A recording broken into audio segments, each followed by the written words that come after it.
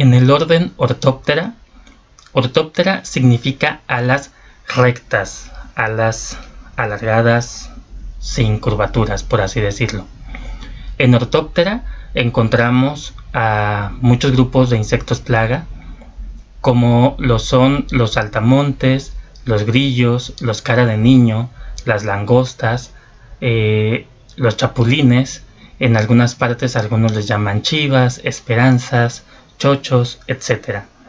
Son un grupo de insectos paurometábolo con antenas filiformes, con aparato bucal masticador, el primer par de alas de tipo tegmina y el segundo par de alas membranoso, además de que la mayoría de las especies tienen el tercer par de patas, las metapatas, modificadas para el salto. Y dentro del orden Orthoptera podemos encontrar dos subórdenes. Estos subórdenes son Encífera y Celífera.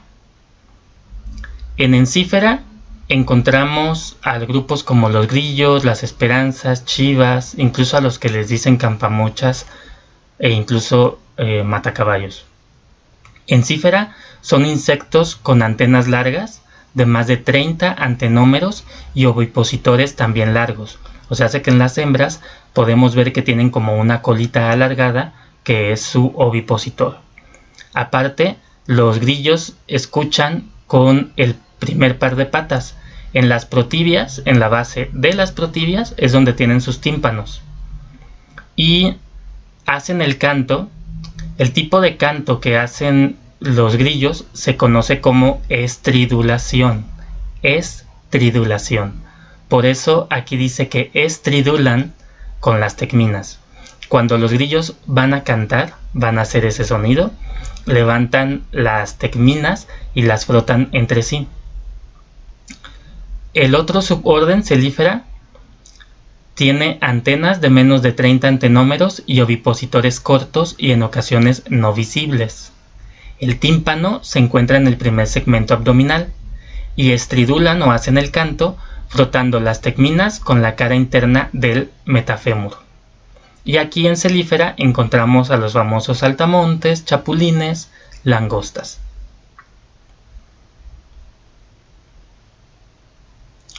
De las familias de Encífera, quizá la más dañina o la más conocida es Grylidae, que es donde vamos a encontrar a los grillos. Son bichos de cuerpo cilíndrico aplanado dorsoventralmente, con las protibias y propatas y mesopatas, de forma similar, y las metapatas modificadas para el salto. Tienen un ovipositor largo en forma de lanza, que es lo que vemos en este ejemplar. Vemos que tiene cercos y en medio tiene otra colita, una tercera proyección. Esta es el ovipositor. Es un ovipositor derechito, alargado. Por eso dice que tiene forma de lanza. Aquí podemos ver cómo las antenas son largas. En ocasiones en Encífera las antenas son más largas que el cuerpo. Y el cerco que presentan es de un artejo, o sea, hace que no está multiarticulado, es solamente una pieza. Los grillos son conocidos por ser plagas domésticas e incluso de productos almacenados. Aquí vemos, en esta imagen nos señalan cómo en el primer par de patas están los tímpanos y cómo estridula el macho levantando las tegminas y frotándolas. Las tegminas tienen una serie de dientecillos en una región especial que las hacen frotar entre sí y producen ese sonido característico.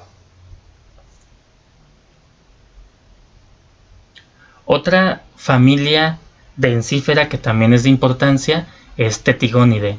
Tetigonidae es donde encontramos a varios de estos grupos que les dicen insectos hoja, campamochas, matacaballos, esperanzas, chochos. Estos bichos son principalmente de hábitos nocturnos. Tanto Grylidae como Tetigonidae y en general todo el suborden Encífera suelen ser de hábitos nocturnos. Aquí podemos ver cómo estos ejemplares tienen antenas largas, ya habíamos dicho de más de 30 antenómeros, y sus tegminas sobrepasan el cuerpecillo. Son bichos relativamente grandes, generalmente de color verde. El cuerpo es comprimido lateralmente, y tienen una fórmula tarsal 4-4-4, que si recuerdan mencionamos que significa que tienen 4 tarsómeros en el primer par de patas, 4 tarsómeros en la mesopata y 4 tarsómeros en la metapata.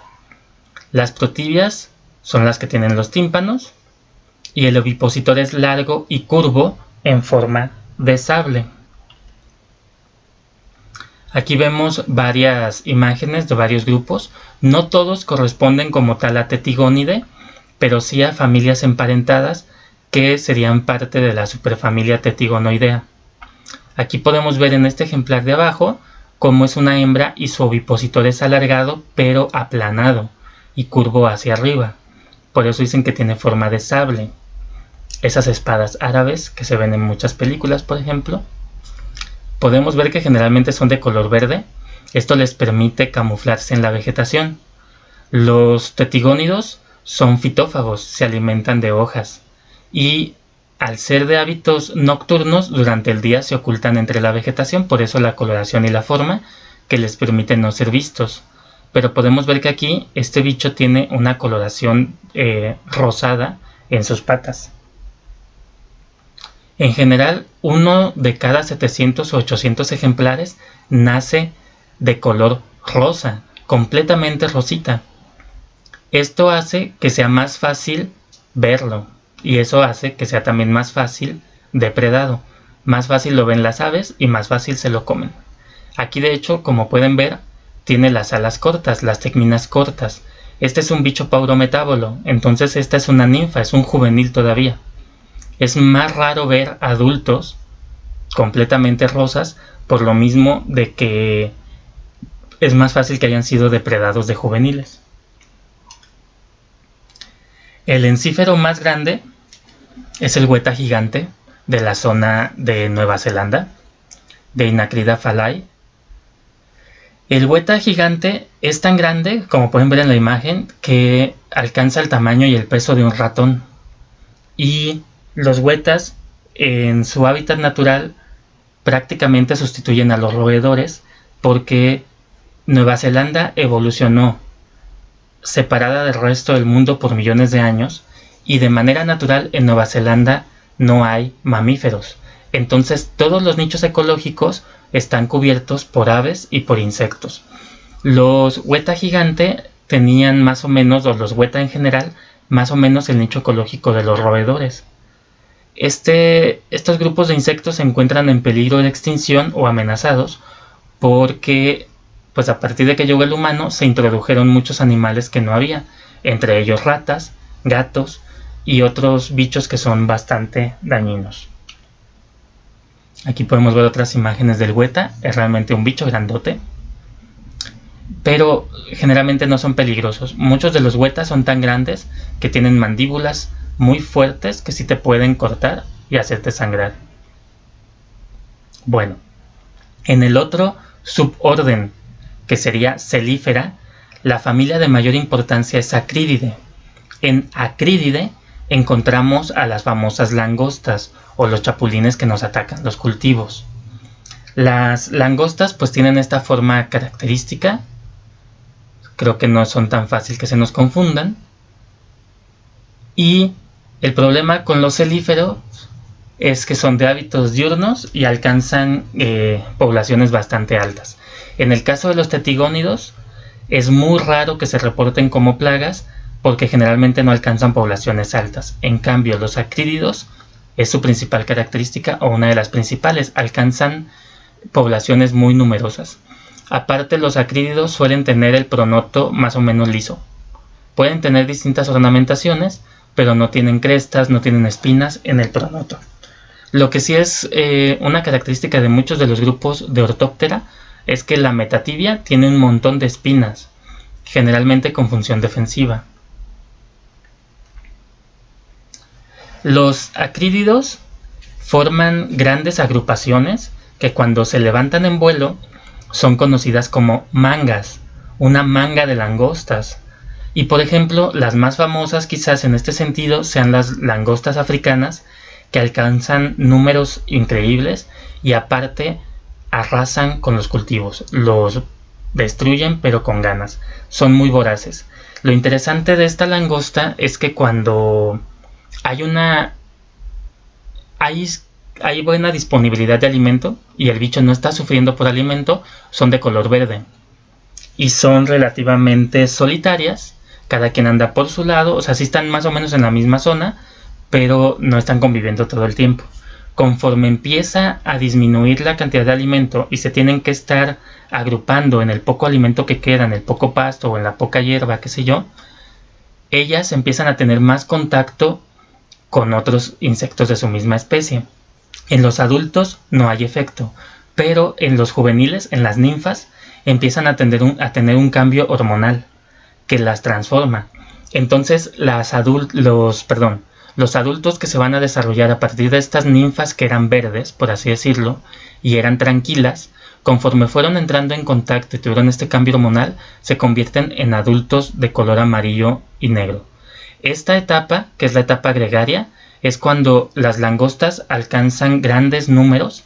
Se ha llegado a calcular que podrían haberse alcanzado poblaciones de hasta 20.000 millones de langostas. Y es en serio, el número no lo estoy exagerando yo, el número lo dieron investigadores basándose en el volumen que se calculó que tenía la manga de langostas en una de las últimas grandes hambrunas que provocaron las langostas, más o menos en los 80s del siglo pasado.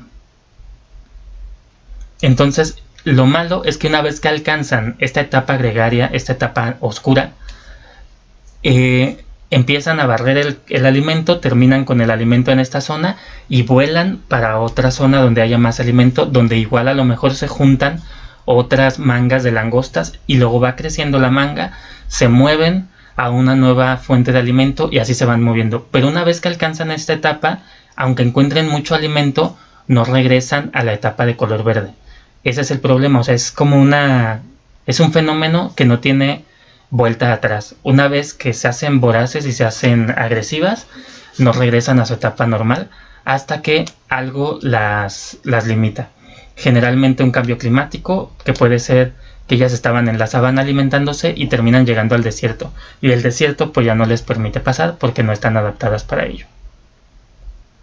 Y habíamos mencionado que los celíferos cantaban o hacían esa estridulación frotando la cara interna del fémur, que tiene esta serie de dientecillos, sobre la tecmina, que tiene una serie de bordes. Entonces, conforme la van frotando, producen esos chasquidos o cantos que hacen los chapulines.